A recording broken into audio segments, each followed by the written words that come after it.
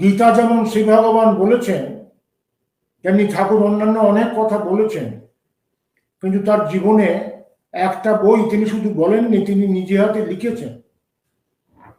আপনার সৎসঙ্গী শ্রদ্ধা অতুল ভট্টাচার্য ঠাকুরের দীর্ঘদিনের সঙ্গী। তিনি কার্য উপলক্ষে যখন ঠাকুরের কাছ থেকে দূরে চলে যাবেন, তখন তিনি প্রার্থনা করেছিলেন, ঠাকুর আমি তো আপনার পুজোর সান্নিধ্য পাবো না, আমি কি নিয়ে থাকবো, আপনি আমাকে কিছু নির্দেশ লিখে দিন। আমরা দেখলাম এক রাতের মধ্যে শ্রী ঠাকুর অনুকূলচন্দ্র এই অমৃত নিঃসন্ধি বাণীবীথি নিয়ে সত্যানুসরণ একটি পুস্তক লিখে দিলেন, যেটা পরবর্তীকালে জগৎ জীবনের পক্ষে একটি অপূর্ব আলোকবর্তিকা। এই সত্যানুসরণ গ্রন্থটি শ্রদ্ধেয় কেষ্টদা শান্তিনিকেতনে রবীন্দ্রনাথ ঠাকুরকে দেখিয়েছিলেন। রবীন্দ্রনাথ কয়েক পাতা পড়ে বললেন, এনার বয়স কত? কেষ্টদা বললেন 22 বছর। কিছুটা পড়ার পরে রবীন্দ্রনাথ আবার জিজ্ঞেস করলেন, কত বয়স বললেন? এমনি করে তিনি আশ্চর্য হয়ে 3 বার জিজ্ঞেস করেছিলেন, কত বয়স, কত বয়স? কারণ রবীন্দ্রনাথ অবাক হয়ে গিয়েছিলেন যে 22 বছরের একজন যুবকের কাছ থেকে জগৎ জীবন সম্পর্কে সত্যের অভিব্যক্তি এবং এমন অপূর্ব উপলব্ধি কেমন করে আসলো। সেই সত্যানুসরণ, আমি আবার বলছি, শ্রী ঠাকুরের একমাত্র লেখা বই। শুধু বলা বই অনেক আছে, অনেক ঠাকুর বলে গেছেন, অনেকে লিখেছেন পরপর পরপর। সেই সত্যানুসরণের একটি অপূর্ব কথা, এর মধ্যে যে হিরে মানিক লুকিয়ে আছে, আমি জানি না সেই হিরে মানিক আপনাদের সামনে কতখানি উপলব্ধি করতে পারবো, কতখানি পরিবেশন করতে পারবো। বিশ্বাস যেমনতর, ভক্তি তেমনতর। এই যে কথা, আধ্যাত্মিক জগতে এই বিশ্বাস এবং ভক্তি একটি মুকুটমণি সম্পদ। এই মুকুটমণি সম্পদ লাভ করার ক্ষেত্রে শ্রী ঠাকুর অনুকূলচন্দ্র একটা ক্রমের কথা বলছেন। প্রথমে শ্রদ্ধা, আদৌ শ্রদ্ধা, শ্রদ্ধার পরে বিশ্বাস, বিশ্বাসের পরে বিশ্বাস অনুযায়ী কর্ম, কর্মের পরে কর্মের অভিজ্ঞতা উপলব্ধি সংক্রান্ত জ্ঞান, জ্ঞানের পরে ভক্তি, এবং ভক্তি যখন প্রেমা ভক্তিতে রূপান্তরিত হচ্ছে তখন পুরোপুরি পরম পিতার চরণে আত্মসমর্পণ। এই যে ক্রম, এই ক্রমটা বুঝতে না পারলে আমরা বিশ্বাস থেকে ভক্তি পর্যন্ত যে অপূর্ব গন্তব্য, সেই গন্তব্য কিন্তু অনুধাবন করতে পারবো না। আমার মনে আছে গীতাতে একটা ধ্বংসের পথ, পুনঃসতির পথ বলা আছে, যে মানুষ কেমন করে ধ্বংসের দিকে এগিয়ে যাবে, তার জন্য একটা ক্রম বলেছেন। গীতা বলছে, সংঘাত সঞ্জায়তে কাম, কামা ক্রোধাবি জায়তে, ক্রোধাৎ ভবতি সম্মোহ, সম্মোহা স্মৃতিবিভ্রম, স্মৃতিভ্রংসাৎ বুদ্ধি নাশ, বুদ্ধি নাশাৎ পুনঃসতি। সঙ্গ থেকে কাম আসে, কাম থেকে ক্রোধ আসে, ক্রোধ থেকে সম্মোহ আসে, সম্মোহ থেকে বুদ্ধি নাশ হয়, আর বুদ্ধি নাশ থেকে বিনাশ হয়। শ্রী ঠাকুরের কাছে যখন আমরা এই প্রসঙ্গ উত্থাপন করলাম, তখন ঠাকুর বললেন যে বিনাশের পথ যেমন শুনছো, তেমনি জাগরণের পথ শুনবে না। জাগরণের পথ ঠাকুর অনুকূলচন্দ্র আমাদের কাছে বললেন অপূর্ব ভাবে। ঠাকুর বললেন, সংঘাত সঞ্জায়তে শ্রদ্ধা, শ্রদ্ধায়া দৃষ্টি শুদ্ধতা, দৃষ্টি শুদ্ধা ভবে বিশ্বাস, বিশ্বাসাৎ নির্বিচারতা, নির্বিচারাৎ ভবে প্রেম, প্রেমনাশ্চ আত্মসমর্পণ। ঠাকুর বলছেন যে সৎসঙ্গ থেকে শ্রদ্ধা আসে, শ্রদ্ধাতে শ্রদ্ধা বলছে আদৌ শ্রদ্ধা, সংঘাত সঞ্জায়তে শ্রদ্ধা, শ্রদ্ধা থেকে দৃষ্টি শুদ্ধ হয়, দৃষ্টি শুদ্ধ হওয়া থেকে বিশ্বাস আসে, বিশ্বাসাৎ নির্বিচারতা, বিশ্বাস যখন পাকাপোক্ত হয় তখন সে নির্বিচার হয়, প্রশ্নহীন হয়। নির্বিচারাৎ ভবে প্রেম, নির্বিচারাৎ থেকে সত্যিকারের তার প্রশ্নশূন্য প্রেম আসে, ভক্তি আসে, এবং তারপরে সে সারেন্ডার করে বলতে পারে, তব গতি নাহি জানি, মম গতি তাহা ন জানি, কেবা চাহে জানিবারে, দাস তব হরত বস্তু খাদিতে তোমারি কাজ। এইতে ভক্তি জগতে আমাদের উত্তীর্ণ হতে হবে। শ্রী ঠাকুর তার ক্রমগুলো পরপর পরপর বলছেন যে যার বিশ্বাস দুর্বল তার ভক্তিও দুর্বল হবে, যার বিশ্বাস নড়বড়ে তার ভক্তিও নড়বড়ে হবে, আর যার বিশ্বাস অচ্যুত নিটল তার ভক্তিও কিন্তু ওই প্রেমা ভক্তিতে রূপান্তরিত হবে। এই জন্য শ্রী ঠাকুর বলছেন, বিশ্বাস ভক্তি কাউকে কেন্দ্র করে, যাকে তাকে কেন্দ্র করে বিশ্বাস হয় না, যাকে তাকে কেন্দ্র করে ভক্তি হয় না। ভক্তি একমাত্র পরম পিতাকে কেন্দ্র করে হয়, বিশ্বাস একমাত্র আমাদের ইষ্টকে কেন্দ্র করে হয়। কারণ অন্য জায়গায় আমরা দেখেছি, অন্য জায়গায় কিন্তু বিশ্বাস এবং ভক্তি শব্দটা প্রযোজ্য হতেই পারে না। আমার থেকে যে বড় তাকে আমি শ্রদ্ধা করি, আমার সমবয়সী যে তাকে আমি প্রেম করি, আমার থেকে যে ছোট তাকে আমি স্নেহ করি, কিন্তু আমি ভক্তি করি কাকে? শান্তিলীয় ভক্তিসূত্র কি বলছে? নারদীয় ভক্তিসূত্র কি বলছে? গীতা কি বলছে? সত্যানুসরণ কি বলছে? ভক্তি কাকে করা যায়? সা ভক্তি, ঈশ্বরের প্রতি অনুরক্তি ভক্তি। জাগতিক মানুষের প্রতি ভক্তি হয় না, ঈশ্বরের প্রতি অনুরক্তি এবং ঈশ্বরের যে ব্যক্ত রূপ, জাগতিক মানুষের প্রতি শ্রদ্ধা হতে পারে। শ্রী ঠাকুর অনুকূল চন্দ্রের যে ভক্তির ব্যঞ্জনা, এই ভক্তির ব্যঞ্জনা আমাদের কাছে আলোচনা করলেন বিশ্বাসের রাস্তা দিয়ে, কেমন করে পরপর পরপর সেই রাস্তা দিয়ে আমরা ভক্তির জগতে উত্তীর্ণ হয়ে আমরা যখন বলতে পারবো, তুমি যাহা চাও তাই মোর ভালো, আমি যাহা চাই ভুল, আধারের পাশে রাখিয়াছ আলো, অসীমের পাশে কুল, একে বলে টোটাল সারেন্ডার। এই টোটাল সারেন্ডার কিন্তু ভক্তির একটা সাবুত লক্ষণ। ভক্তি কোনো প্রশ্ন করে না। তাই সত্যানুসরণ বলছে, বিশ্বাসের মতো আর সিদ্ধি নেই। শ্রদ্ধা ও বিশ্বাস দুই ভাই, একটি আসলে আরেকটি আসে। বিশ্বাস কর্মকে ডেকে আনে, কর্ম জ্ঞানকে ডেকে আনে, জ্ঞান ভক্তিকে ডেকে আনে। শ্রী ঠাকুর অনুকূলচন্দ্র এমন একটা অপূর্ব তত্ত্ব আধ্যাত্মিক জগতে, এমন একটা অপূর্ব তত্ত্ব তিনি আমাদের সামনে উপস্থিত করলেন। আমরা অবাক বিস্ময়ে সেটা নিজের জীবনে আচরণ করার জন্য আমরা বদ্ধপরিকর হওয়ার সংকল্প গ্রহণ করছি। সেই জন্য বারে বারে আপনাদের সামনে বলছি, এটা ব্যাস উবাচনা, এটা বশিষ্ঠ উবাচনা, এটা কোনো ঋষির কথা না, এটা স্বয়ং পুরুষোত্তমের কথা। এমন তো ভাগ্য, গীতাতে আমরা এই সুযোগটা দেখেছিলাম। গীতাতে আমরা দেখেছিলাম যে শ্রী ভগবান উবাচ, ভগবান কথা বলছেন। আর সত্যানুসরণে ভগবান শুধু বলছেন না, ভগবান নিজে লিখছেন। ভগবান নিজে লিখছেন। আশ্চর্য এটাই, গোটা বিশ্বের কাছে আশ্চর্য ভাবে আজকে ঘোষণা করে যায় যে ভগবানের লেখা একখানা বই পৃথিবীতে আমরা সর্বপ্রথম পেলাম। সেই জন্যে আমার বারে বারে মনে হচ্ছে, আজ থেকে 135 বছর আগে যখন পাবনা জেলার পদ্মা তীরে মাতা মনমোহিনীর অঙ্কে ঠাকুর অনুকূলচন্দ্র জন্মগ্রহণ করছেন, তখন আমরা দেখছি ঠাকুর অনুকূলচন্দ্র মানব সভ্যতার বিবর্তনের ইতিহাসে একটি বিস্ময়কর অভিব্যক্তি। বিস্ময়কর এই কারণে যে কোন পুরুষোত্তম জীবিত করে এত শিষ্য সম্প্রদায় করতে পারেনি। বিস্ময়কর এই কারণে যে কোন পুরুষোত্তম তার সমস্ত বাণী জীবিত করে ছাপা অক্ষরে ছাপিয়ে দিয়ে যেতে পারেননি, যাতে আমরা বিভ্রান্তি কবলে না পড়ি। বিস্ময়কর এই কারণে যে কোন পুরুষোত্তম ব্যক্তি, দম্পতি, গৃহ, সমাজ, রাষ্ট্র এর সামগ্রিক যে সমাধান, এই সামগ্রিক সমাধান আজকে যুগের প্রেক্ষাপটে বলে গেছেন, এমনতর কোন পুরুষোত্তম লীলায় আমরা কিন্তু দেখতে পাইনি। কোন পুরুষোত্তম আমরা দেখিনি এমনতর যে জটিল পটভূমিকা, সেই জটিল পটভূমিকায় দুটো বিশ্বযুদ্ধ ঠাকুর অনুকূলচন্দ্র ফেস করেছেন। ঠাকুর অনুকূলচন্দ্র ফেস করেছেন বিজ্ঞান প্রযুক্তিবাদের উন্নতি, ঠাকুর অনুকূলচন্দ্র ফেস করেছেন জড়বাদ, ফ্রয়েডবাদ, মার্ক্সবাদের রমরমা, ঠাকুর অনুকূলচন্দ্র ফেস করেছেন ভারতবর্ষের বিভাজন, ঠাকুর অনুকূলচন্দ্র ফেস করেছেন গঙ্গা, যমুনা, ধলেশ্বরী, ময়নামতি, বুড়িগঙ্গার জল লালে লাল করিয়ে দিয়ে যখন দস্যু পায়ের কাঁটা মারা জুতোর তলা আমাদের সবাইকে নিষ্পেষণ করা হচ্ছিল, তখন ঠাকুর অনুকূলচন্দ্র সেই ভারত বিভাগ, ভগো ভিক্ষা দাও, ঝাঁঝাল ঝঞ্ঝাট পেশাতে ডিম্বন শুরু হয়েছে, বাদুর ঘূর্ণি বেগুন সারছে, কলঙ্ক কুটির ব্যবচ্ছেদ সৃষ্টি করতে আরম্ভ করে দিয়েছে। এমনি করে ভারত বিভাজন, রিফিউজি প্রবলেম, উদ্বাস্তু সমস্যা, এমনতর জটিল পরিস্থিতি আর কোনো পুরুষোত্তমের জীবনে কিন্তু ফেস করতে হয়নি। সেই জন্য বলছি, ঠাকুর অনুকূলচন্দ্র ইতিহাসের একটি বিস্ময়কর অভিব্যক্তি।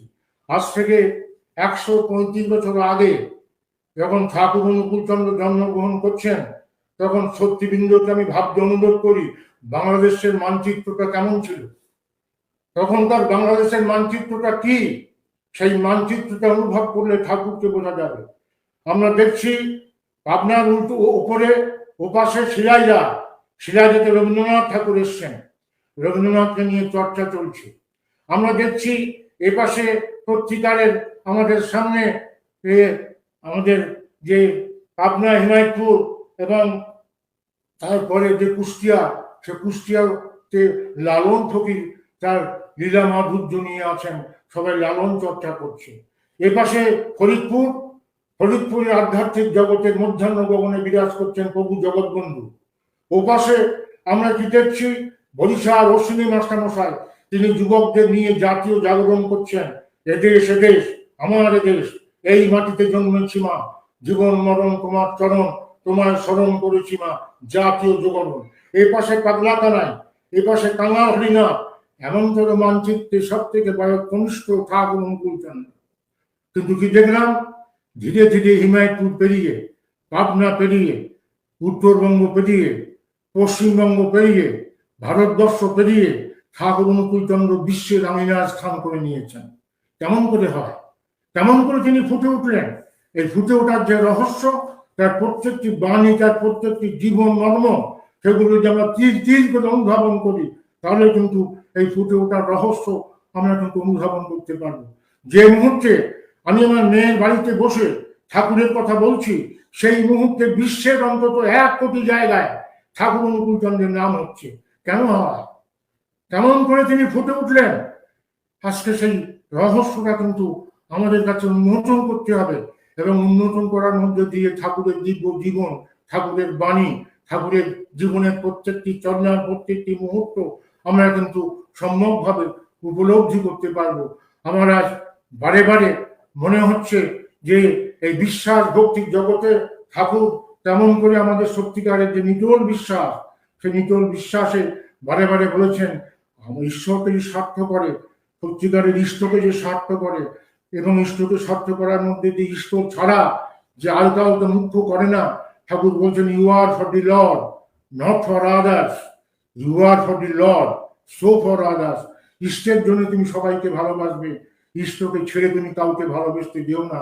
তিনি বাণীতে বলছেন ঈশ্বর প্রকৃতি আচার্য বিভূতিতে মুখ ভাষায় বলে ওঠেন আমাকে ছেড়ে কাউকে ভালোবেসো না, তাতে প্রাণে বড় ব্যথা লাগে, আর আমাকে ভালোবেসে তুমি সবাইকে ভালোবাসো। এই যে ভালোবাসার তো ভক্তি, সেই জন্য একমাত্র পরম পিতায় গ্রাহ্য। ভস্যু শব্দটা একমাত্র ঈশ্বরে প্রযোজ্য। সেই জন্য শাণ্ডিল্য ঋষি বলেছেন, শাণ্ডিল্য সূত্র ঠাকুর খুব পছন্দ করতেন, নারদীয় ভক্তি সূত্র ঠাকুর খুব পছন্দ করতেন। সা ভক্তি, সেই সা ভক্তি বলে ঠাকুর বলছেন কি না, ঈশ্বরের অনুরক্তি।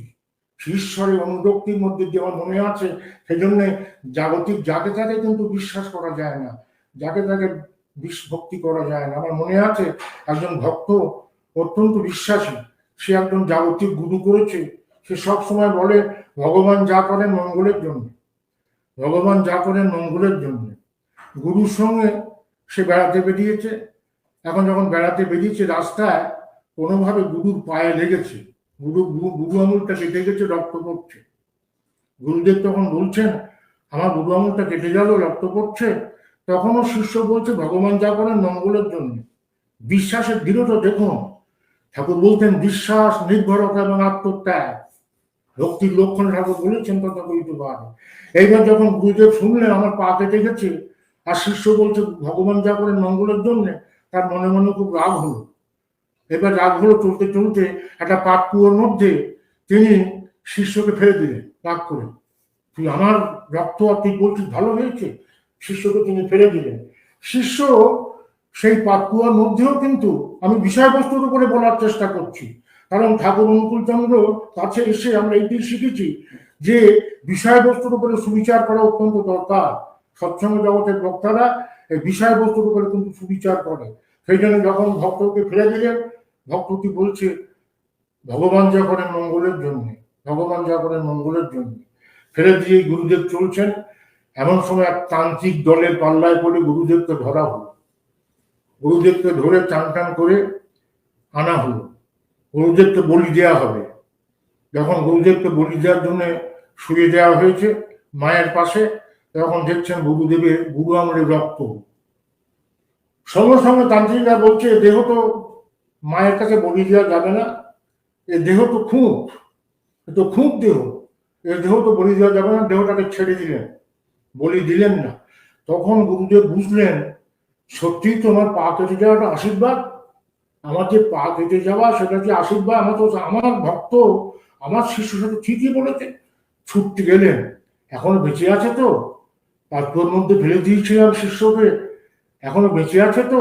ছুটে গিয়ে দেখলেন তখন খাবি কাটছে শিষ্য, কিন্তু তখনও বলে যাচ্ছে ভগবান যা করেন মঙ্গলের জন্য, ভগবান যা করেন মঙ্গলের জন্য, ভগবান যা করেন মঙ্গলের জন্য। তখন গুরুদেব কাঁদতে কাঁদতে তাকে হাতে তুলে বললেন তোর বিশ্বাস পাকা, যার বিশ্বাস এমনতর পাকা তার ভক্তি কেমন হবে বুঝতেই পারে। এলেন ঠাকুর বলছেন যত বিশ্বাস পাকা তত তার ভক্তি সুদৃঢ়, এবং ভক্তি একের জন্য, ভক্তি বহুর জন্য হয় না। ভক্তি এককে মুখ্য করে নিয়ে বহুকে ভালোবাসে। আর আসক্তি ঠিক ভক্তির মতো চেহারা, কিন্তু আসক্তির টার্গেটটা কি? আসক্তির টার্গেট হচ্ছে বহু, তার টার্গেট এক না। শ্রী ঠাকুর অনুকূল চন্দ্রের পায়ের তলায় বসে আমি আমার জীবনে, আমি বঙ্গবাসী কলেজে 40টা বছর পড়িয়েছি রাষ্ট্রবিজ্ঞান। আমি 1943 সালে সর্বপ্রথম আমি শ্রী ঠাকুর দর্শনে যাই। আমার বাবা পূর্ণচন্দ্র প্রধান, তার সঙ্গে পাবনায় শ্রী ঠাকুর দর্শনে। এই যে ঠাকুর অনুকূল চন্দ্রের জীবন পরিক্রমা, যেখানে 58টা বছর তিনি পাবনায় কাটিয়েছেন, বাংলাদেশে তার 58টা বছর, মাত্র 22 বছর দেওঘর জীবনে। এই যে 81 বছরের জীবন পরিক্রমা, এই জীবন পরিক্রমার মধ্যে দিয়ে যদি কথাগুলো আমরা প্রমাণ করি, তাহলে ঠাকুর জীবন আমরা দেখব সত্যিকারের বিশ্বাস এবং ভক্তি তার ভক্ত জীবনে তিনি কিভাবে সঞ্চালিত করেছেন। আমার মনে আছে এই বাণীটাই ঠাকুরের কাছে পড়া হচ্ছে, বিশ্বাস যেমনতর ভক্তি তেমনতর হবে। ঠাকুর কাছে দেওঘরে পাঠ করা হচ্ছে, সেখানে অনেকেই বসে আছেন। আমার এক পরিচিত 68 মির্জাপুর স্ট্রিট, আমি যখন ক্যালকাটা ইউনিভার্সিটিতে পড়তাম তখন টিফিনে যেতাম সেই শ্রদ্ধেয় আশুতোষ দুয়ারদার কাছে। সৎসঙ্গের রেস্টি অফিস 68 মির্জাপুর স্ট্রিট ছিল তখন, সেখানে গিয়ে আমি টিফিন করতাম। সেই আশুতোষ দুয়ারদার ঠাকুরের কাছে বসে আছে, ঠাকুর পড়ছেন, শিষ্যরা পড়ছে, আলোচনা হচ্ছে বিশ্বাস যেমনতর ভক্তি তেমনতর। ঠাকুর যাই আসু, আসু, কথাটা বিশ্বাস করিস? আগে ঠাকুর 10 আনা না 16 আনা? 16 আনা। বিশ্বাস করিস? হ্যাঁ, যা এক্ষুনি যা, এক্ষুনি কলকাতায় গিয়ে তুই 20,000 টাকা আমার জন্য নিয়ে আয়। বিশ্বাসের দৌড় কতখানি! যাবি সন্ধ্যের আগে, যে ট্রেনটা পাবি সেই ট্রেনটায় কলকাতায় যাবি, কলকাতায় গিয়ে টাকা নিয়ে পরের সকালবেলার ট্রেনে তুই চলে আসবি। আমার জন্য এসছে কাশী থেকে মহামৃত্যুঞ্জয় যজ্ঞ করার জন্য একদল পুরোহিত এসছেন। আমি কি চুনিকে বললাম, চুনি ফিলান্তরি থেকে আমার জন্য 20,000 টাকা নিয়ে আয় তো। চুনি এসে বলল সৎসঙ্গের সমস্ত ফান্ড কুড়িয়েও বর্তমানে 20,000 টাকা পাওয়া যাবে না ঠাকুর। ঠাকুর বললেন আমার জন্য 20,000 টাকা পাওয়া যাবে না? ফিলান্থ্রপি অফিস আমার জন্য 20,000 টাকা দিতে পারবে না? তখন ঠাকুর বললেন আসু, বিশ্বাস যদি তোর এতই পাকাপোক্ত হয় তুই যাবি, আসবি, 20,000 টাকা পুরোহিতকে দিবি। আমি 24 ঘন্টা পুরোহিতকে রিটেন করাচ্ছি, 24 ঘন্টা পুরোহিতকে রিটেন করাচ্ছি। তথাকথিত ভাবে আশুদা যখন উঠছেন বৈদ্যনাথ ধাম স্টেশন থেকে, যখন উঠছেন, ঠাকুর 1 টাকা কি করলেন, একজনকে পাঠিয়ে বললেন ওকে একটা ফার্স্ট ক্লাসের টিকিট কেটে দিন।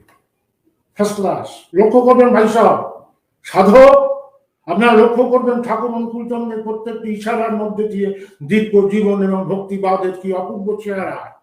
সে অপূর্ব চেহারা আপনাদের সামনে বললে রাতের পর রাত, ঘন্টার পর ঘন্টা বললে হবে না, কিন্তু তথাকথিত মন্ত্রটা বলেছেন আপনি 1 ঘন্টা ম্যাক্সিমাম বলবেন। সুতরাং এই যে তত্ত্ব মাধুর্য, এই তত্ত্ব মাধুর্যের মধ্যে দেখলাম আশুদা যখন উঠছেন তখন পেছন থেকে একটি দাদা বলছেন ঠাকুর আপনাকে ফার্স্ট ক্লাসে যেতে বলেছেন, ফার্স্ট ক্লাসে। আমি অন্য প্রসঙ্গ বলছি না, শুধু বিশ্বাস আর ভক্তি যে বাস্তব চেহারা, সেই বাস্তব। ঠাকুর অনুকূল চন্দ্র ধর্মের তাত্ত্বিকতায় খুব একটা বিশ্বাস করতেন না, ধর্মের ফলিত প্রয়োগে তিনি বিশ্বাস করতেন। জীবন দিয়ে যারা ধর্মকে আচরণ সিদ্ধ করে তোলে। ঠাকুর এমনতর তত্ত্ব কিন্তু বারবার উচ্চারণ করে গেছেন। তাই তিনি বলতেন, মুখে জানে ব্যবহারে নাই, সেই শিক্ষার মুখে চাই। তিনি এই ব্যবহার বিজ্ঞানের উপরে, ফলিত প্রয়োগের উপরে কিন্তু নির্ভর করতেন। আসুদা ফার্স্ট ক্লাসটা টিকিটটা নিয়ে ফার্স্ট ক্লাসে উঠলেন। ফার্স্ট ক্লাসে উঠে গেলেন, একটি ভদ্রলোক আছেন, বিশেষ করে লোকজন নেই। আসুদা ঠাকুরের ওই ধান্দা, লাখো ধান্দায় মন্ত্রী ব্যস্ত, ইষ্ট ধান্দা বইলি না, তবু চাষ বিধির দয়া মতিচ্ছন্ন বুঝলি না, এই ইষ্ট ধান্দা নিয়ে তিনি অনবরত নাম করে যাচ্ছেন। অনবরত তিনি নাম করে যাচ্ছেন। নিঃশ্বাস প্রশ্বাসে ভক্তি সঙ্গে এই নিঃশ্বাস প্রশ্বাসের সম্পর্ক আছে, বিশ্বাসের সঙ্গে ভীষণ সম্পর্ক। বিশ্বাস মানে বিপূর্বক শ্বাস ধাতু। নিঃশ্বাস প্রশ্বাস ছাড়া মানুষ যেমন বাঁচে না, তেমনি বিশ্বাস ছাড়া কোনো মানুষ বাঁচে না। প্রত্যেকটি মানুষের একটা বিশ্বাস আছে, কেমন করে জড়িয়ে আছে, নিঃশ্বাস প্রশ্বাসের মতো। তাই ঠাকুর বলছেন, বিশ্বাস মানে কি জানিস? বিপূর্বক শ্বাস ধাতু, শ্বাস প্রশ্বাসের মতো অচ্ছেদ্য। শ্বাস প্রশ্বাসের মতো অচ্ছেদ্য, তাকে ছাড়া মানুষ একবার চলতে পারে না। হাসুদা সেই করছেন, চলাফেরা জপ করছেন, বসে বসে জপ করছেন। ভদ্রলোক তো অবাক, কে লোক, কি জপ করছে? রাত যখন 10টা বাজে, তখন ভদ্রলোক খাবেন। এখন একা তো খাওয়া যায় না। আসুদাকে বলতেন, দাদা আপনি আমার সাথে শেয়ার করবেন, আসুন একটু খাই। আসুদা বলছেন, না আমি খেতে পারবো না, আমার ইষ্ট নাম আমি জপ করবো, আমার ইষ্ট সিদ্ধি, ইষ্টের আদেশে আদেশ প্রতিপন্ন করবো। কিছুতেই তিনি কিছু গ্রহণ করলেন। ভদ্রলোক খেয়ে দিয়ে শুয়ে পড়লেন। আসুদার নাম করে যাচ্ছেন, নাম করে যাচ্ছেন, নাম করে যাচ্ছেন। ভোরবেলায় যখন ভদ্রলোকের ঘুম ভেঙেছে, তখনও তিনি দেখছেন আসুদার নাম করে চলছেন। এইবার ভদ্রলোক গিয়ে সাষ্টাঙ্গে আসুদাকে প্রণাম করে বলছেন, দাদা আমি সব জানতে পেরেছি, আমি সব, মা আমাকে স্বপ্নে, ভোরবেলায় মা আমাকে স্বপ্নে দিয়ে বলছেন যে লোকটি ঠাকুরের নাম করছে, তুই সে লোকটিকে প্রণাম করে বল তার 20,000 টাকা তুই শিয়ালদায় গিয়ে, তুই হাওড়া স্টেশনে গিয়ে টাকাটা তুই দিবি, বাড়িতে নিয়ে গিয়ে টাকাটা তুই দিবি। তুই মামলায় বেঁচেছিস এদের দয়া, ওই টাকাটা যে রেখেছিস মামলার জন্য, সেই টাকাটাকে সব কাজে ব্যয় কর, মামলাটা দিবি। আসলে তো অভাব। বললেন, চলুন হাওড়া স্টেশন, আমার বাড়ির কাছে, বড় বাজারের গলির কাছে আমার বাড়ি। সেই বাড়িতে নিয়ে গিয়ে আসুদাকে তথাকথিত ভাবে হাত পা ধুয়ে প্রণাম করে বলছেন, দাদা এই যে টাকাটা রক্ষিত আছে, 20,000 টাকাই আছে। ঠাকুর বলছিলেন 20,000 টাকা নিয়ে আসো, 20,000 টাকাই আছে। বিশ্বাসের পরীক্ষার জন্য ঠাকুর এই খেলাটা করলেন, দেখালেন যে তার প্রত্যেকটি কথা মন্ত্র, তার প্রত্যেকটি কথা মন্ত্র।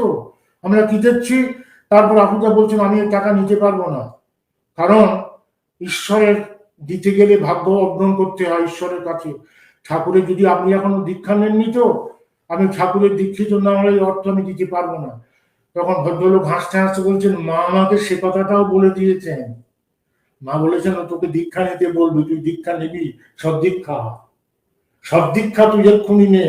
ইষ্টেতে রাখ সম্প্রীতি, মরণ তরণ নাম জপিস, কাটবি আকাল জম্ভীতি। সুতরাং আপনি আমাকে দীক্ষা দিন। আমি যেমন তথাকথিত প্রতিঋত্তিকের পাঞ্জা নিয়ে ঠাকুরের কাজ করার চেষ্টা করছি, আসুদাও প্রতিঋত্তিক ছিলেন, আসুদাও প্রতিঋত্তিক ছিলেন। আসুদা দীক্ষা দিলেন। দীক্ষা দেওয়ার পরে বললেন যে এই আপনার 20,000 টাকা, আর এই আপনার দক্ষিণা, মানে আপনার যাওয়ার টিকিটটাও আমি কেটে দিলাম, সেটাও ফার্স্ট ক্লাস, সেটাও ফার্স্ট ক্লাস। এমনি করে আসুদা পরের দিন যখন তুফানে স্টার্ট করে যখন বিকেলের দিকে ঠাকুরের কাছে পৌঁছেছেন, ঠাকুর বলেন, আনিসিস, সেটা জগৎ নাম করেছিস, সারা তোর বিশ্বাসের পুঁজি আছে, তোর বিশ্বাসের পুঁজি আছে। তাহলে দেখুন, বিশ্বাস এবং ভক্তি কার প্রতি প্রযোজ্য হয়। ঠাকুর অনুকূলচন্দ্র কেন বলছেন, যাকে তাকে বিশ্বাস করা যায় না, এমনকি ভক্তদের পর্যন্ত গীতা বলছে, তদ বিধি পরিপাতেন পরিপস্তেন সেবয়া। তবু গীতা বলছে যে শ্রদ্ধাবান লবতে জ্ঞানম তৎপর সংযত ইন্দ্রিয়। কিন্তু গীতা বলছেন, আজকে যার শ্রদ্ধা নেই কালকে তার শ্রদ্ধা হতে পারে, আজকে যার জ্ঞান নেই কালকে তার জ্ঞান হতে পারে। কিন্তু অবিশ্বাসী যে, সংশয় আত্মা যে, তার জীবনের কোনো কিনারা হয় না।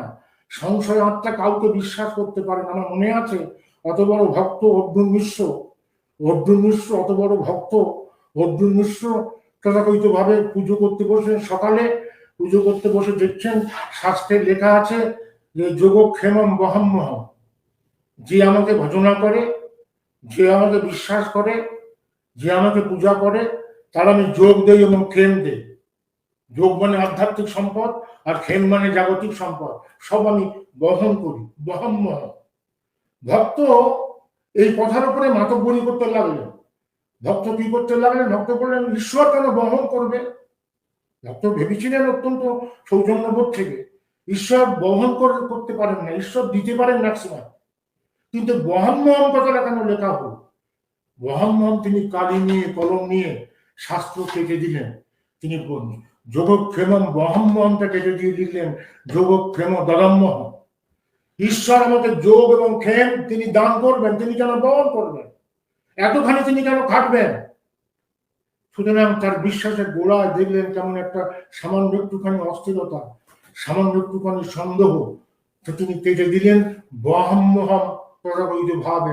তিনি না কেটে দিয়ে তথাকথিত, আমরা দেখলাম তিনি কি লিখলেন, দদাম্যহম, দান করেন। এইবার বাড়িতে কিচ্ছু নেই, গিন্নি বিশ্বাস করেন যে একটা কিছু ব্যবস্থা হবে। এমন সময় দেখছেন দুটি ছেলে, একটা কালো ছেলে, একটা কৃষ্ণ, আর একটা গৌর ছেলে, মাথায় করে মালপত্র নিয়ে বলছেন, এটা কি অর্জুন মিশ্রের বাড়ি গো? এটা কি অর্জুন মিশ্রের বাড়ি? তো মা বলছে, হ্যাঁ, এটা অর্জুন মিশ্রের বাড়ি। অর্জুন মিশ্র আমাদের বাড়িতে গত মাসে ভাগবত পাঠ করেছিলেন, তার কিছু পাওনা ছিল, তাই সেইগুলো আমরা মাথায় করে বহন করে নিয়ে আসছি। বহন করে তারা দিলেন। তখন মা তো অবাক, এত জিনিসপত্র, যাদের ঘরে খাবার নেই, চাল নেই, কিচ্ছু নেই, তাদের একেবারে ভরিয়ে দিলেন তিনি সমস্ত নিয়ে। তখন সেই কালা কিশোরটা বলছে, মা আমাকে একটু জল দেবে মা? আমি শুধুমাত্র বিশ্বাস ভক্তির মধ্যে সাবজেক্টটা লিমিট করার চেষ্টা করব, কারণ ঠাকুর অনন্ত, যে অনন্ত তার হয়ে চলা অনন্ত, অনন্ত হয়েছে ভালোই করেছ, থাকো চিরকাল অনন্তকাল, ধরা যদি দিতে ফুরাইয়া যেতে, তোমারে ঘড়ি থেকে চাহিত আর কিছু কিছু, যত সরে দূরে যাব আমি, তত দূরে দূরে ছুটে যাবে তুমি, ফুরাবে না তুমি, ফুরাবো না আমি, তোমার তো আমাদের আকার। সে অনন্তের কোনো মাত্রা আপনাদের সামনে বলছি না, শুধুমাত্র মন্ত্রটা যে বিষয়বস্তু নির্ধারণ করেছেন, সেই বিষয়বস্তুর আশেপাশে আমি কিন্তু একটু উঁকি দেওয়ার চেষ্টা করছি মাত্র। আমার তখন কালা কিশোর বলছে, মা গো আমাকে একটু জল দেবে মা? আমার জল দিলেন। জল খেতে গিয়ে মা দেখছেন এই কালা কিশোরটার জিভটা কাটা, জিভটা কাটা। তখন মা বলছেন, বাবা তোমার এই জিভটা কে কাটলো এমনি করে? তোমার এই জিভটা কে কাটলো বাবা? তখন কালা কিশোর বলছেন, তোমার কর্তা গো, তোমার কর্তা, তোমার কর্তা। এই বলে ছেলে দুটো চলে গেল। এইবার অর্জুন মিশ্রের পুজো আর্চা হয়ে গেছে। অর্জুন মিশ্র ভাবছে কি খাবো, ঘরে তো কিছুই নেই। দেখছেন অন্ন ব্যঞ্জন দিয়ে গিন্নি ডেকেছেন, কোথেকে পেলে এত খাবার? দুজন ছেলে দিয়ে গেল, তুমি নাকি কোথায় ভাগবত পাঠ করেছিল। হ্যাঁ গা, তুমি এত নিষ্ঠুর, এই কালো ছেলের জীবটা তুমি কেটে দিয়েছো অমনি করে? তো অর্জুন মিশ্র বলল, কালা কিশোরের জীব আমি কেটেছি? না, আমি তো কারো জীব কাটিনি। কিন্তু উপলব্ধি যে ধরা দিলেন, বলে হ্যাঁ আমি জীব কাটিনি, কিন্তু যে জীব দিয়ে তিনি শাস্ত্র লেখেন, শাস্ত্র বলেন, আজকে কালি কলম দিয়ে আমি সেই শাস্ত্রের অক্ষর কেটেছি। অবিশ্বাসে, অবিশ্বাস আমি কেটেছি। ভগবান কেন মাথায় করে বহন করবেন? ভগবান ম্যাক্সিমাম দিতে পারেন। আমি দদাম্যহম লিখেছিলাম, ছুটে গিয়ে আবার কলম নিয়ে ওই দদাম্যহম কেটে তিনি আবার লিখলেন যোগ ক্ষেমম বহাম্যহম। বিশ্বাস, এই যে বিশ্বাস, ঠাকুর বলছেন গভীর বিশ্বাসের সবই হতে পারে। বিশ্বাস, ঠাকুর বলছেন বিশ্বাসের মতো আর সিদ্ধি নেই। এই বিশ্বাসের পথ ধরে তথাকথিত ভাবে আমরা যে ভক্তির জগতে আসছি, সেই ভক্তির জগতে ঠাকুর অনুকূল চন্দ্রের কাছে আপনাদের সামনে সারা জীবন এই দৃষ্টান্ত। ঠাকুর বলেছিলেন যে মৌলানা রুম খোদাতলার কাছে একখানা মুখ চেয়েছিলেন, খোদাতলা আমাকে একটা মুখ দাও, খোদা আমাকে একটা মুখ দাও। সেই প্রার্থনা এসেছিলেন মৌলানা রুম। আর আমি কত ভক্ত চাইছি, আমি কত ভক্ত চাইছি, একখানা মুখ চাইছি, একখানা মুখ চাইছি, তথাকথিত ভাবে আমি একটা মুখ পেলাম না। শ্রী বর্মা বলেছিলেন, মহাপ্রভু তো 3.5 জন, তোমার কজন, তোমার কজন এমনতর ভক্ত হলেন নিরাশী নির্মম, তার সবসময় স্বার্থ নয়, তুমি শুধু কোনো প্রয়োজন স্বার্থ নয়, ঘর দুনিয়ায় যা হোক না হোক তোমার অতৃপ্তি করেছে ভাই। এই প্রার্থনাটা পড়বেন, ভক্তিবাদের প্রত্যেকটি ইঙ্গিত এই প্রার্থনার অক্ষরে অক্ষরে কিন্তু নিহিত আছে। তাই ঠাকুর বলেছিলেন প্রার্থনার পরে এই প্রার্থনাটা করিস, তুমি যাহা চাও তাই মোর ভালো, আমি যাহা চাই ভুল। সুতরাং এই যে তত্ত্ব আমার মনে আছে পাবনার কথা আজকে বারে বারে বলতে ইচ্ছে করছে, কারণ বাংলাদেশে যে সমস্ত ভাইরা এখানে সৎসঙ্গ করছেন, আমি তো তথাকথিতভাবে তাদের প্রত্যেকে কাউকে কাউকে চিনি, কাউকে কাউকে জানি। এই সন্তোষ মুখার্জি যা পূজ্যপাদ কাজলদার নির্দেশে এখানে ভাইব্রোমিটারের চেষ্টা করছেন, আমি জানি। আমার সামনে তথাকথিতভাবে এই চক্রপাণি সিং এসছেন, চক্রপাণি সিংকে পুরীতে, চক্রপাণি আপনি শুনছেন কিনা জানি না, আপনি আমার শুনছি রেমোতে আছেন। আপনি যখন পুরীতে ছিলেন আপনার সাথে রাতের পর রাত আমরা একসাথে ছিলাম, আলোচনা করেছিলাম, সেই সমস্ত কথাগুলো মনে পড়ছে। তাই ঠাকুর পাবনায় আমার মনে আছে আজকে তথাকথিতভাবে সেই রাত, ঠাকুর পাবনার রাতে চাঁদ উঠেছে, পূর্ণিমার রাত, পূর্ণিমার চাঁদ, ঠাকুর চাঁদের দিকে তাকিয়ে কাঁদছেন, একটা ভক্ত মুখ খোলার চেষ্টা করছেন তিনি। তথাকথিতভাবে চাঁদ থেকে একটা আলো ঠাকুরের কাছে এসে পৌঁছেছে। ঠাকুর কাঁদছেন, পরম পিতা, পরম পিতা আমাকে মানুষ দাও, পরম পিতা আমাকে মানুষ দাও, আমি মানুষ পাচ্ছি না পরম পিতা, আমি মানুষ পাচ্ছি না। এমনি করে তিনি কাঁদছেন, পবিত্র ভক্ত। ঠাকুর বলতেন আমাকে আর ভগবান দেখাস নে, আমাকে আর ভগবান দেখাস না, আমি মার পেট থেকে পড়ে ভগবান দেখছি, আমাকে একটা ভক্ত দেখা, যে ভক্তের পরনে পোশাক নেই, পেটে খাবার নেই, চলতে পারছে না, ঢুকছে, তবু তার সমস্ত মস্তিষ্ক জুড়ে আমি আছি, আমি আছি, আর কেউ নেই। এই যে ভক্ত, এই ভক্ত দেখার জন্য ঠাকুর কাঁদছেন তাদের দিকে তাকিয়ে। হঠাৎ পেছন থেকে দুজন ছেলে, একজন হচ্ছে রিভলভার, একজন হচ্ছে ছোড়া, ঠাকুরের হাত চেপে ধরল। কে তোমরা? পরাধীন ভারতবর্ষের সেই যুগটা আপনাদের সামনে বলি, পরাধীন ভারতবর্ষের সেই যুগ, গঙ্গা যমুনা ধলেশ্বরী মায়ামতি, বুড়ি গঙ্গার জল লালে লাল করে চড়ছে। ভারতবর্ষ তখন কি রাম দেখছি, সত্যিকারের কাঁটা মারা জুতোর তলার মধ্যে নিষ্পেষণ করছে। ঠাকুর অনুকূলচন্দ্র তখন সন্ত্রাসবাদীদের ফেস করলেন। ঠাকুর বললেন, কে তোমরা? আমরা সন্ত্রাসবাদী। কি চাও? ব্রিটিশকে তাড়াতে চাই, দেশকে স্বাধীন করতে চাই। আমার কাছে কেন? না, আপনার অনেক শিষ্য আছে, আপনি আমাদের খাতার নাম লেখান, আপনি আমাদের খাতার নাম লেখান, লোক সম্পদ আপনার আছে, লোক সম্পদ আমাদের দরকার। ঠাকুর তখন হো হো হো হো করে একটা হাসলেন, সেই রাতে হাসিটা পদ্মার দিয়ে প্রতিধ্বনিত হয়ে কেমন যেন অপূর্ব একটা মোহময় পরিবেশ সৃষ্টি করলো। তাদের হাত থেকে ছোড়া এবং রিভলভার পড়ে গেল। তখন ঠাকুর তাকিয়ে বলছেন, তুমি আমাদের কাছে প্রশ্ন করতে এসছো, আমি তোমাদের একটা প্রশ্ন করি, বলুন, তোমরা তো পরাধীন ছিলে না, পরাধীন হলে কেন? স্বাধীনতা করতে চাচ্ছ ভালো কথা, কিন্তু স্বাধীনতা তো তোমরা ছিলে, তোমরা পরাধীন হলে কেন? তখন সেই সন্ত্রাসবাদীরা বলছে, আমাদের মধ্যে মিল ছিল না, আমাদের মধ্যে ঐক্য ছিল না, আমাদের মধ্যে ঝগড়া ছিল, আমরা তথাকথিতভাবে আমরা হিন্দু মুসলিম বৌদ্ধ খ্রিস্টান পারস্পরিক ঐক্যবদ্ধ ছিলাম না, টুকরো টুকরো হয়ে গিয়েছিলাম। তখন ঠাকুর বলছেন, মিল ছিল না কেন? তখন তারা বলছে, এটা আমাদের জাতীয় চরিত্রের দুর্বলতা, এটা আমাদের জাতীয় চরিত্রের দুর্বলতা। বলছেন, জাতীয় চরিত্রের দুর্বলতার জন্য যদি পরাধীন হয়ে থাকো, তাহলে সেই জাতীয় চরিত্র না পাল্টিয়ে যদি জোর করে ব্রিটিশকে তাড়িয়ে স্বাধীন হও, এই স্বাধীন ভারতবর্ষে তোমরা উপভোগ করতে পারবে? ঠাকুর বলছেন, বাংলা ব্যস্ত বাঙালির স্বার্থে, বিহার ব্যস্ত বিহার নিয়ে, উড়িষ্যা ব্যস্ত উড়িষ্যার স্বার্থে, আসবে শুভ কোন পথ দিয়ে? প্রভিন্সিয়ালিজম, প্যারোকিয়ালিজম, আজকে প্রাদেশিকতাবাদ, সংকীর্ণতাবাদ, হিন্দু মুসলিম বৌদ্ধ খ্রিস্টানের সাম্প্রদায়িক দাঙ্গামা, এই সমস্ত মধ্যে দিয়ে যে বিচ্ছিন্নতাবাদ, এই জাতীয় চরিত্রটা ঠিক না করে তোমরা দেশকে স্বাধীন করলে স্বাধীনতার ফল তোমরা ভোগ করতে পারবে? সিআর দাস ঠাকুর এই কথাই বলেছিলেন পাবনায় গিয়ে।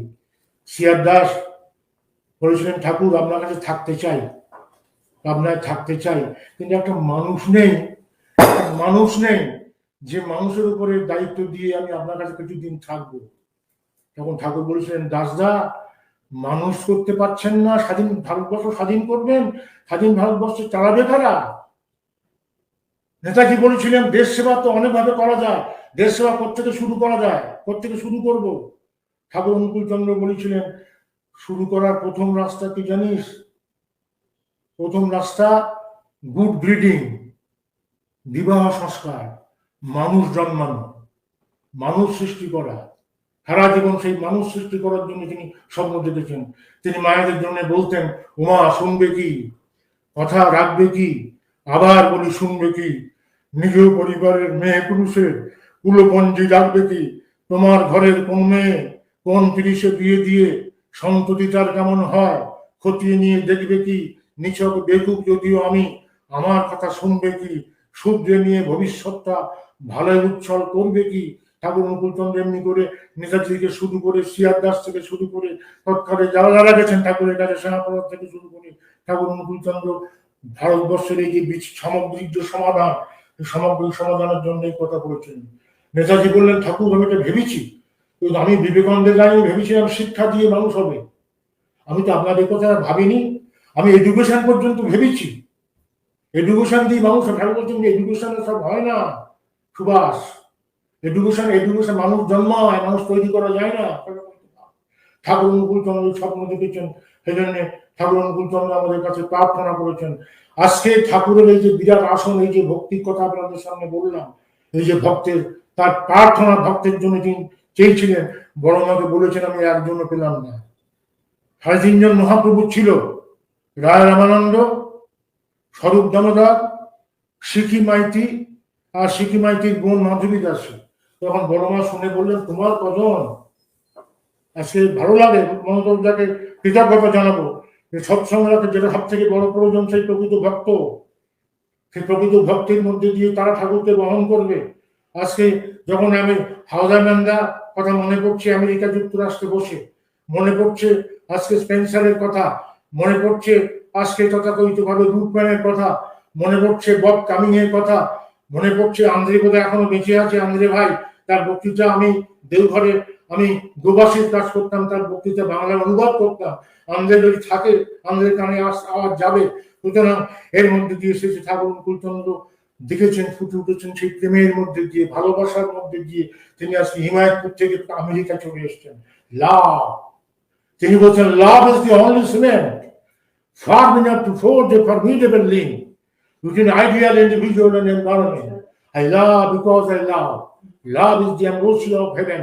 তিনি বলছেন, give me an inch of your heart, and like a sweeper, I will try to enter into your mind and wash all the sorrows and sufferings you have. ওরে ম্যাথর যেমন দিনের ময়লা পরিষ্কার করে, ঠিক তেমনি তোদের মনের কোণে আমাকে একটুখানি স্থান দে। আমি কথা দিচ্ছি, তোদের মনের সমস্ত ময়লা পরিষ্কার করে দিয়ে আবার তোদের মানুষের পঙ্ক্তিতে দাঁড় করিয়ে দেবো। শেষে ঠাকুর অনুকূলচন্দ্র এই ভালোবাসা দিয়ে পৃথিবী জয় করেছেন। মানুষ কাঙাল, মানুষ ভিখারি, চলার পথে জীবন কান্ডারি, প্রেমের রাজা, প্রেমের সিংহাসন, প্রেমের দণ্ড, প্রেমের আসন, এই প্রেম দিয়ে তিনি আজকে গোটা পৃথিবীতে জয় করেছেন। আমরা দেখলাম তথাকথিত ভাবে ঠাকুর অনুকূলচন্দ্র মানুষের দুয়ারে এই আসনটা কেমন করে করলেন।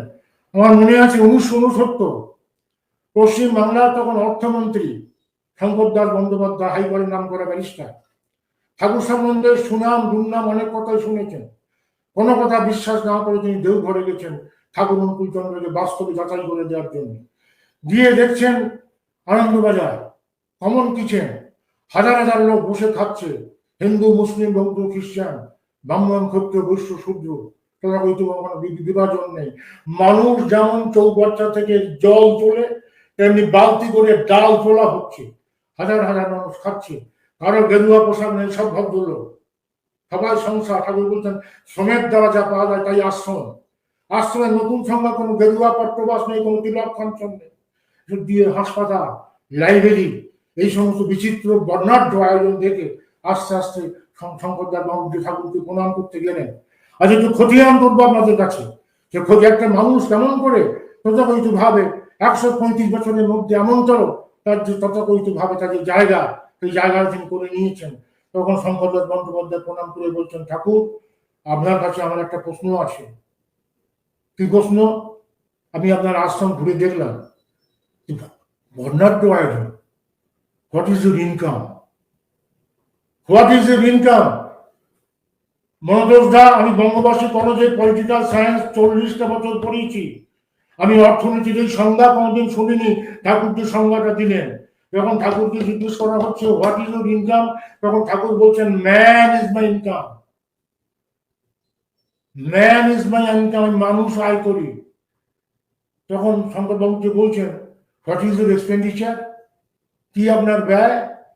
ঠাকুর বলছেন লাভ ইজ মাই এক্সপেন্ডিচার, আমি ভালোবাসা ব্যয় করে মানুষ আয় করি।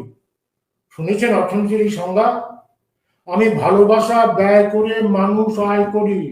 ঠাকুর অনুকূলচন্দ্র বলতেন মানুষের জন্য ভিক্ষা করতে করতে আমার হাতের চেতো শক্ত হয়ে গেছে, মানুষের যন্ত্রণায় আমার কর্ণ বধির হয়ে গেছে, মানুষের জন্য চিৎকার করতে করতে আমার গলার নলি ফুটো হয়ে গেছে, সুপুরি দিলে পড়ে যায়। বলে তোদের কাছে আমার একান্ত মিনতি, তোরা শিক্ষা দীক্ষা বিবাহ এই তিনটি জিনিস ঠিক করে দিয়ে আবার সবাইকে মানুষের পঙ্ক্তিতে দাঁড় করিয়ে দেবে। This is Shri Thakur Anukulchandra. এর বিশ্বাসের কথা, ভক্তির কথা, প্রেমের কথা, এর আধ্যাত্মিক জগতের কথা, এর সমস্ত জীবনের দিক। শুধু এই নিয়ে তিনি আধ্যাত্মিক জীবনটা শেষ করেননি, তিনি সমন্বয় করেছেন কর্মের সঙ্গে ধর্মের। ব্যক্তি, দম্পতি, গৃহ, সমাজ, রাষ্ট্র প্রত্যেকটা জীবন সম্পর্কে তার যে বলা আছে, সেখানে আমার মনোদা শুধুমাত্র আধ্যাত্মিক সাধনার কথাটা বলেছেন, যেটা অত্যন্ত গুরুত্বপূর্ণ। সে আধ্যাত্মিক সাধনার পাশাপাশি ঠাকুরের যে তথাকথিত ভাবে এই যে অপূর্ব দিক দর্শন, অপূর্ব দিক দর্শনের জন্য আমি বলেছিলাম তথাকথিত ভাবে যে মানব সভ্যতার ইতিহাসে এই জাতীয় অভিব্যক্তি আমি দেখিনি কখনো, শুনিনি কখনো। কুরুক্ষেত্র হার মানে মহাভারত হার মানে। কেন? ঠাকুর অনুকূলচন্দ্রের কাছে এই জিনিসটা চামড়ার চোখ দিয়ে লক্ষ্য করেছি। আমি বাবার সাথে যেতাম, আমি আমার জ্যাঠার সাথে যেতাম, ঠাকুরের কাছে বসতাম তথাকথিত ভাবে, এবং এইগুলো ধীরে ধীরে ধীরে ধীরে শুনতাম, এগুলো লক্ষ্য করতাম। ঠাকুর মনে আছে সেদিন সন্ধ্যেবেলা ঠাকুর অনুকূলচন্দ্র আমার মাতৃমন্দিরে বসে আছেন, পাশে বসে আছে ভোলানাথ সরকার। যারা জামতলা ঘরে গেছেন তারা জানতেন ঠাকুর ভোলানাথ সরকার জামতলা ঘরে শেষের দিকে থাকতেন, জামতলা ঘরের পাশে একটা ছোট্ট ঘরে। হঠাৎ ঠাকুর বলছেন ভোলানাথ দা গেস্ট হাউসে জানতো। আজ ঠাকুরের কথা বলি, আর চামড়ার চোখ দিয়ে তাকে অনেকদিন দেখতে পাচ্ছে না। তার বাণী পড়ার জন্য অনেক বই ছাপানো হয়ে গেছে, তার অনেক বাণী আপনারা শুনতে পাবেন, কিন্তু চামড়া চোখ দিয়ে জীবনটা, তার হাসি থেকে হাসি, তার কথা থেকে কথা, তার চিন্তা থেকে চিন্তা, তার চেতনা থেকে চেতনা, তার আয়ত আঁখি যুগলের স্নেহ করুণার পীযুষ ধারা, তার মুখমণ্ডলে লাভ উন্নলসিত দত্তিকারের দীপ্তি, অধরা পল্লবে লালিমামণ্ডিত হাসির রসিচ্ছটা, কণ্ঠস্বরে ললিত গাম্ভীর্য, অঙ্গভঙ্গি মোহন মাধুর্য, যে অভ্রান্ত লোকনায়ক জীবনে কোনো ভুলের জন্য অনুশোচনা করেননি, আদর্শ প্রেমিকের মতো যার দরজা থেকে আজ পর্যন্ত কোনো মানুষ ফেরত যায়নি, সেই ঠাকুর বলছেন ভোলানাথ দা গেস্ট হাউসে গিয়ে দেখেন কে এসছে। রাতের বেলায় ভোলানাথ দা গেলেন, গেলেন খুব টল ফিগার একজন ভদ্রলোক গেস্ট হাউসে এসে বসে আছেন। ভোলানাথ দা বললেন কে আপনি? ঠাকুর আপনাকে পাঠিয়েছেন আপনার খোঁজ খবর নেওয়ার জন্য।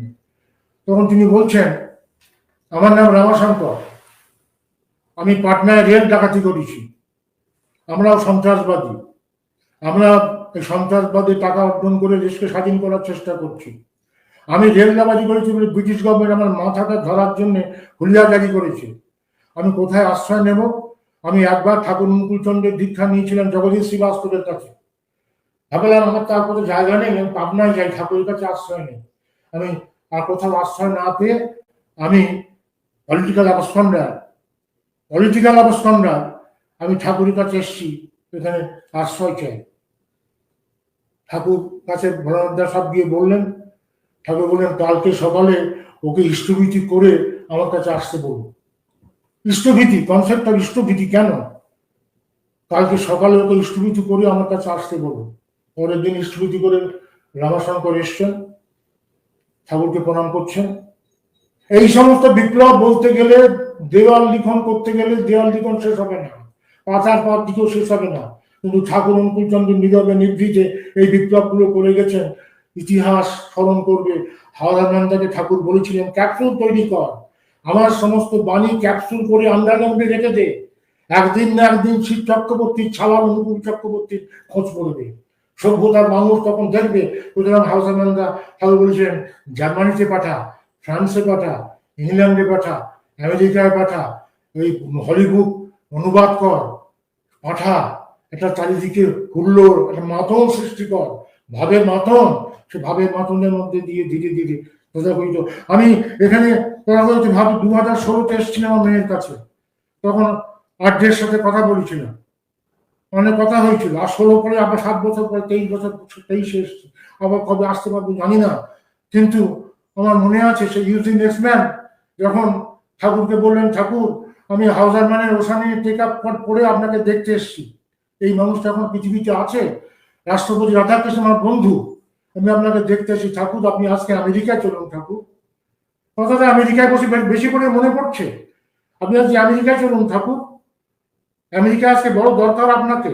Project and dreamed of by past generations, forces terrific and devastating will crowd our lives, but our hearts will ache, our minds will be barren, our lives will be bleeding if we have not a vision about material things. Material things এর ঊর্ধ্বে একটা আপনার মতো লোক দরকার, আপনি চলুন আমেরিকায় ঠাকুর, আপনাকে নিয়ে যাবো তথাকথিত দমদম এয়ারপোর্ট থেকে নিয়ে যাবো, ভায়া দিল্লি আপনাকে আমেরিকা নিউ ইয়র্কে নিয়ে যাবো, আপনি চলুন ঠাকুর।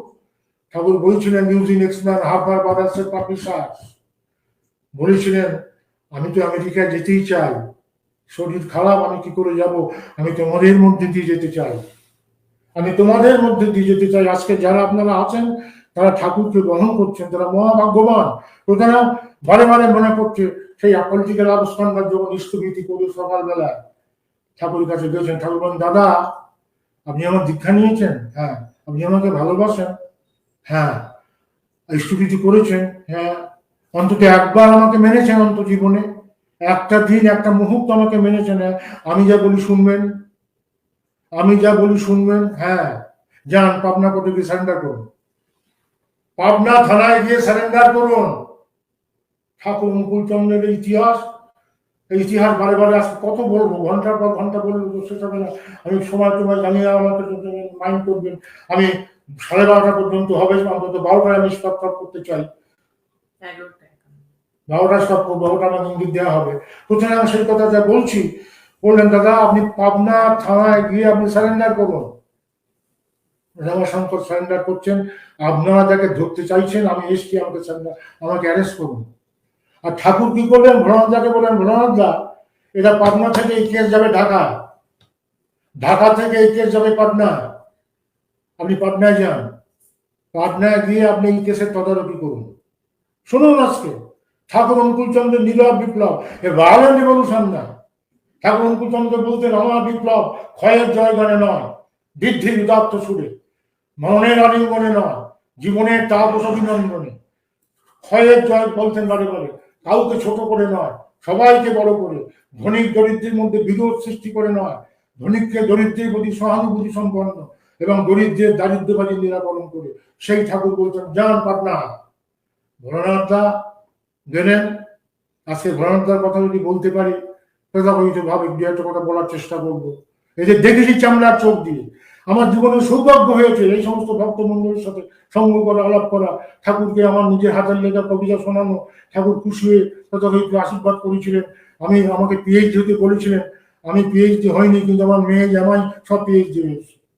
এই যে আশীর্বাদ তথাকথিত ভাবে, এই যে পরমপিত আশীর্বাদ বলে আমি মনে করি। সুতরাং যখন ঠাকুর ভ্রণদাকে পাঠালেন, ভ্রণদা খোঁজ দিলেন কেসটা কে করছে, এই রামাশঙ্করের কেসটা কে তদারকি করছে।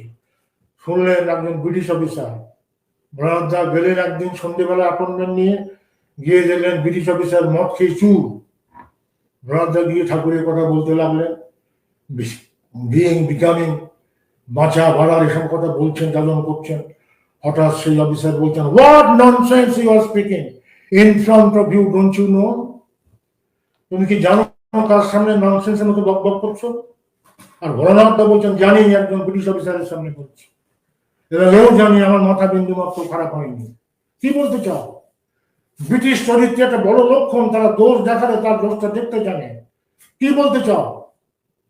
সঙ্গে সঙ্গে ভোলানাথদা বলছেন, আপনারা চিন্তা করবেন না, এই মানুষটাকে, যে মানুষটার সান্নিধ্যে একটা লোক 1 ঘন্টার মধ্যে তার জীবনে এমন পরিবর্তন আসলো, সে নিজে এসে সারেন্ডার করছে, আমাকে অ্যারেস্ট করুন। আপনার এই মানুষের magic touch, atom bomb of love, সে ভালোবাসার যে স্পর্শ, সে ভালোবাসার স্পর্শের প্রভাবটা বিচার করবেন না। মানুষ সাত করে অপরাধী হয় না, মানুষ অপরাধী হতে চায় না, মানুষের মধ্যে ভালোত্ব আছে, কিন্তু সে প্রেমিক সত্তা পায় না, লাভ লট পায় না, তাই সে জীবনে পথভ্রষ্ট হয়ে ভুল করে। তাকে একটু প্রেম দিন, একটু ভালোবাসা দিন, দেখবেন তার মধ্যে আর একটা নতুন রত্নাকর কিন্তু জেগে উঠবে যথাকথিত ভাবে বাল্মীকি হয়ে। সে কিন্তু আবার মানুষকে তার সাহিত্য পোষণ কিন্তু দেবে। এমনি করে যখন ভরণদা বলছেন, তখন সাহেব বলছেন, ঠাকুর অনুকূলচন্দ্র জামিন নিতে পারবেন? আপনার সব জামিন নিতে পারবেন? আপনি জামিন নিতে পারবেন? এত বড় কুখ্যাত আবিষ্কার বললেন, হ্যাঁ। আমরা পরবর্তীকালে দেখলাম রাষ্ট্রসংঘে গিয়ে ভারতবর্ষের প্রতিনিধিত্ব করেছিলেন সেই রামসম্পাদ। দিস ইজ ঠাকুর অনুকূলচন্দ্র। ঠাকুর অনুকূলচন্দ্রের বিপ্লব 12টা ঠাকুর অনুকূলচন্দ্রের এই বিপ্লব তথাকথিত ভাবে, এই বিপ্লব মাধুর্য দেখে আমরা আজকে অবাক হয়ে যাই। একটা পর একটা সে কাহিনী যদি বলি, তাহলে ভক্ত হয়ে তার কাছে কি চাইতে হয়, সে চাহিদা আমরা কিন্তু জানি। আমার এই মুহূর্তে মনে পড়ছে সত্যিকারের যারা এই বিশ্বাসের পরীক্ষা উত্তীর্ণ, তারা কিন্তু কি ভাববে? তারা ভাববে, ভাবতে বসে চলবে কিসে, তুমি ভাববার কে? ভাববার যিনি ভাবছেন তিনি, ভাবো তুমি তাকে। সে শুধু তার মতো তাকেই ভাববে, আর কিছু ভাববে না সে। ঠাকুর বলছেন, ভাবজ বসে চলবে কিসে, তুমি ভাববার কে? আমি আমার কর্তা না। এই বাংলার মধ্যে এত ভিড়ে মালিক আছে যে ব্যাখ্যা করেন, এক নম্বর কি বলছেন, তুমি কেউ না, তুমি ভাববার কর্তা না, তোমার অহংকার শূন্য করো, তুমি ভাববার কে? হু আর ইউ? ঠাকুর অনুকূলচন্দ্র বলছেন তথাকথিত ভাব। দ্বিতীয় বলছেন যে আমার একটা রোবাস্ট অপটিমিজম, এত বড় আশা যে আমার জন্য ভাববার একজন লোক আছে। ভাববার যিনি ভাবছেন তিনি ভাবছেন এই পৃথিবীতে আমি অনাথ না, আমার মধ্যে একজন ভাববার লোক আছে। 2, 3, একটা অপূর্ব কার্যকরণ সূত্র এই বাণীটার মধ্যে আছে। তুমি ভাবলে তিনি ভাববেন, তুমি যদি তার জন্য ভাবো, তুমি তার জন্য করো, তিনি করবেন। আর 4 হচ্ছে কি, 1 নম্বর তুমি ভাবনার মালিক না, তোমার অহংকার শূন্য করো। 2 নম্বর হচ্ছে তোমার জন্য ভাবনার একটা লোক আছে, তিনি পরম পিতা। 3 নম্বর হচ্ছে একটা কার্যকরণ সূত্রে, যে তুমি ভাবলে তিনি ভাববেন। তুমি যার দৃষ্টি ভাবনাদর্শ সিদ্ধি ভবতী তার দৃষ্টি, যে যথামাঙ্গ পর্যন্তে তাং তথেই ভজাম্যহম, তুমি আমাকে যেমন করবে আমি তোমার জন্য তেমন করবো। আর 4 হচ্ছে অপূর্বকে বলা হচ্ছে কি, যে ভাববার যিনি ভাবছেন তিনি, তুমি ভাবো তাকে। এই তাকে কথাটা মনে করবেন, ধর্ম জগতে অনেকে ধর্ম করে, কিন্তু ভাবতে গিয়ে তাকে ভাবে নির্গুণ নিরাকার ঈশ্বর। নির্গুণ নিরাকার ঈশ্বরে ভাবলে হবে না। এই জায়গায় ঠাকুর অনুকূলচন্দ্রের একটু বিশেষত্ব আছে। সে বিশেষত্ব কি, তুমি তাকে ভাবো, তাকে, যে মাটির পৃথিবীতে নেমে এসছে দয়া করে, যেমন নেমে এসছেন অযোধ্যার রাজপথে রামচন্দ্র। ঠাকুর বলছেন, নিরাকার নির্গুণ অরূপ ভগবান আমি বুঝি না।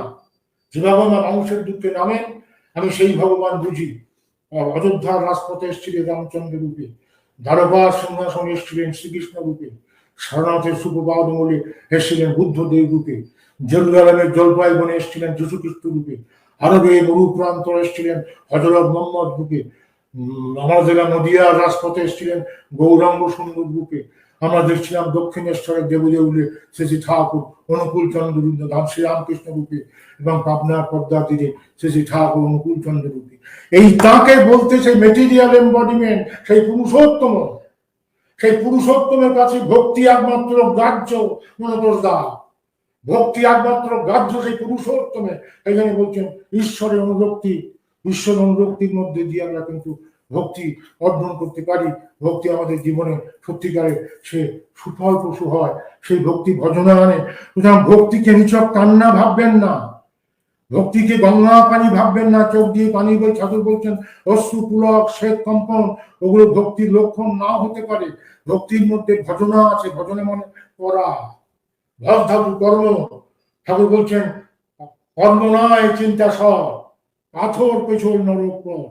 সেই কর্মের মধ্যে দিয়ে ধর্মকে তিনি মুক্ত করেছেন, কর্মের মধ্যে দিয়ে তিনি শিক্ষাকে মুক্ত করেছেন। তিনি বলেছেন লেখাপড়ায় বড় হলেই শিক্ষা তারে হয় না, অভ্যাস ব্যবহার সহজ জ্ঞান না হলে শিক্ষা হয় না। আমি বঙ্গবাসী কলেজে পড়াতাম, বঙ্গবাসী কলেজ শিয়ালদা স্টেশনের কাছে। আমি দেখেছি কি জানেন, সকালবেলা মর্নিং কলেজে পড়াতাম, আমি দেখি 2টো ছেলে দমদম থেকে আসতো শিয়ালদা স্টেশনে। সংকটটা কোথায় হয়েছে দেখুন, ভাবের হুবু ভক্তি দাবি, পদ্মহারা ধর্মপ্রাণ, আজ ডুবিতে আস্থা শুধু, জাহান্নামে তার স্থান। ঠাকুর অনুকূলচন্দ্রের সংজ্ঞাটা দিয়েছেন। দুটি ছেলে শিয়ালদা থেকে কোথাও নামছে, দমদম থেকে ট্রেনে নামছে। একটি ছেলে মার্কস পড়ে, লেনিন পড়ে, রবীন্দ্রনাথ পড়ে, মাসুদুম পড়ে, আমার ছাত্র, পলিটিক্যাল সায়েন্সে অনার্স। সে নেমে কি বলে জানেন? এ রিক্সাওয়ালা, শোন সারা, উমা কথা বলতে শেখেনি, আলাপ করতে শিখেনি, সে লেখাপড়া শেখে, অনার্স পড়ে। চল আমাকে ইউনিভার্সিটি নিয়ে চল, আমাকে সংকটটা কোথায় দেখুন, ঠাকুর কোন জায়গায় হাত দিয়েছেন, কোন জায়গায় হাত দিয়েছেন। তো উন্নতি কিভাবে, আর উন্নতি মানে টাকা পয়সা বাড়ি যাবে না, সত শ্রেষ্ঠ আস্ত হয় যায়, উন্নতি হয় আবার তার উন্নতির সংজ্ঞা তিনি পাল্টে দিয়েছেন। সুতরাং আমরা কি দেখছি, যে ছেলেটি বললো আমাকে ইউনিভার্সিটি নিয়ে চল, বাবু তো আছেন, ক্যা করো বুদ্ধা মিল গয়া, বাবু রঙে আছেন, তিনি কলেজে পড়েন। ইউনিভার্সিটি নেমলেন, পকেট থেকে একটা টাকা ছুড়ে মারলেন, রিক্সাওয়ালার কপালে লাগলো, তার রক্ত পড়তে লাগলো, সে শিক্ষিত। আর যে ছেলেটি দমদম থেকে আসে, আরেকটি ছেলে, সেও শিয়ালদায় নাম। রিক্সাওয়ালা, ও রিক্সাওয়ালা, আমাকে একটু কোলে মার্কেটে পৌঁছে দেবে, কত নেবে ভাই? সে মার্কস পড়েনি, সে রবীন্দ্রনাথ পড়েনি, সে বিবেকানন্দ পড়েনি, কিন্তু সে ঠাকুর পড়েছে। চাউনি তোমার মিষ্টি করো কথা, চলন তোমার মিষ্টি করে মোচাও সবার ব্যথা, তথাকথিত ভাব। এই যে শিক্ষা, আজকে বলুন তো প্রকৃত শিক্ষা কে পেল? ঠাকুর অনুকূলচন্দ্র সেই জন্য আমাদের সামনে সত্যিকারের সেই শিক্ষার যে তত্ত্ব 12:30, সেই শিক্ষার তত্ত্ব দিয়েছেন ব্যবহারের মধ্যে দিয়ে। ঠাকুর জ্যাসি প্যাক বলেছিলেন, ঠাকুর বলে এত প্যাকেজ হয়, আমার একটা প্যাকেজ শুনবি, জ্যাসি প্যাক। আমার ঠাকুর জ্যাসি প্যাক মানে, ঠাকুর যে মানে জুডিশিয়াল অ্যাটিটিউড, বিচারশীল হবি, যে জ্যাসি প্যাক ঠাকুর কাছে কতবার শুনেছি। যে তারপরে এ মানে অ্যাওয়ারনেস, চেতনা, সি মানে ক্যারেক্টার, আই মানে ইনকুইজিটিভনেস, জ্যাসি প্যাক, পিজে প্রেজেন্স অফ মাইন্ড, সিতে তথাকথিত ভাবে কার্ডিয়াল গ্রো অফ লাইফ, হৃদ্য ব্যবহার, কে কোয়ালিটি, PACK, জ্যাসি প্যাক। আর একটা এতে বলছেন এজিলিটি। এই জ্যাসি প্যাক ঠাকুর বলেছিলেন সিবি হব, cleanliness brings beauty in character, ঠাকুরের কথা। আর beauty in character brings harmony in life. Harmony in life brings order in the nation, and order in the nation brings peace in the country. যার CB ঠাকুর অনুকূলচন্দ্রের নিকটে ব্যাখ্যা করছেন। সুতরাং আমি আমার আজকে এই যে আলোচনা মাধুর্যের মধ্যে দিয়ে যে ভক্তি, শ্রদ্ধা, বিশ্বাস দিয়ে আলোচনা শুরু করেছিলাম, এই ধর্মজগতের এগুলো অত্যন্ত মূল বুনিয়াদ, মুকুটমণি শক্তি। সেই মুকুটমণি শক্তি আয়ত্ত করে ঠাকুরের ইচ্ছা পূরণ করার যদি শক্তি আমরা অর্জন করি। আমার মনে আছে আজকে বলদেব সহায় বলে একজন বিখ্যাত লয়ার, তিনি বলেছিলেন, what is the future of Satsang? আপনার ঠাকুরের পরে সৎসঙ্গের ভবিষ্যৎ কি? চন্দ্রেশ্বরকে বলেছেন, রায়চন্দ্রেশ্বরকে ঠাকুর বললেন, তুই শুনে কি বললি? কেমন চন্দ্রেশ্বর বলে, আমি কিছু বলতে পারলাম না। ঠাকুর বললেন, বললি না কেন? সৎসঙ্গে ঠাকুর বলে যদি কেউ থাকে, আর তাকে যদি ঠিক অবিকৃত ভাবে পরিবেশন করা যায়, তাহলে সৎসঙ্গে ভবিষ্যৎ উজ্জ্বল। আমি আপনাদের সবাইকে শ্রদ্ধা, ভক্তি, ভালোবাসা জানিয়ে সেই যুগনায়কের কণ্ঠে বলি, provide Lord the rich shelter and stay in your heart and give it nurturing. Eventually, he will seize the whole of your being and will be fast like a rocket to materialize his mission on earth. Vande Purushottam, Vande Purushottam.